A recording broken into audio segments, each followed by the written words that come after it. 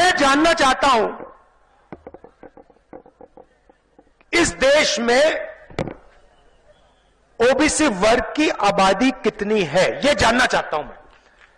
क्योंकि अगर ओबीसी अफसर 100 रुपए में से 33 पैसे का निर्णय ले रहा है और अगर आबादी 0.33% है ओबीसी की, तो ठीक है। मगर मैं जानता हूं कि ओबीसी वर्ग की आबादी कम से कम 50% है। अब जैसे ही मैंने नरेंद्र मोदी जी से कहा पार्लियामेंट में कि भैया एक काम कीजिए, ये जाति जनगणना कर लीजिए, इससे दूध का दूध पानी का पानी हो जाएगा, सब पता लग जाएगा देश में कितने पिछड़े लोग हैं, कितने जनरल हैं, कितने आदिवासी हैं, कितने दलित हैं। उस दिन के बाद नरेंद्र मोदी जी कहते हैं, भैया भाषण में कहते हैं हिंदुस्तान में कोई जात नहीं है, हिंदुस्तान में सिर्फ गरीब है। और जनगणना की बात, जाति जनगणना की बात नरेंद्र मोदी जी के मुंह से नहीं निकलती। तो मैं आपको यहां गारंटी देना चाहता हूं कि जैसे ही हमारी सरकार दिल्ली में आएगी, नेशनल लेवल का जाति जनगणना हम करके दे देंगे।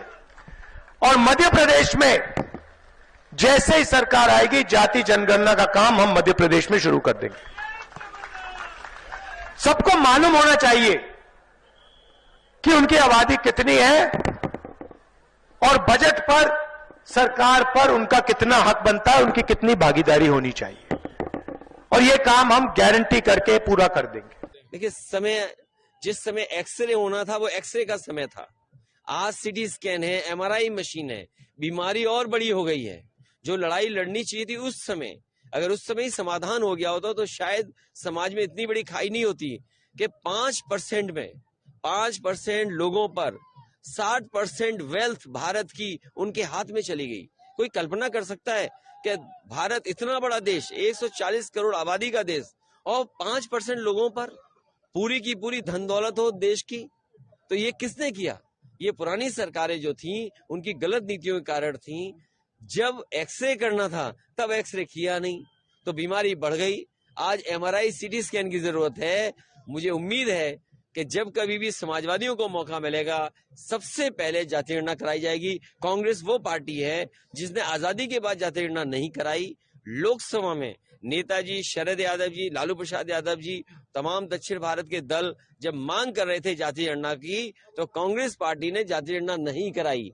आज क्यों जाति गणना कराना चाहते हैं? क्योंकि वो जानते हैं कि उनका ट्रेडिशनल वोट उनके पास नहीं है। वो पिछड़े दलित और आदिवासियों की तरफ देख रहे हैं।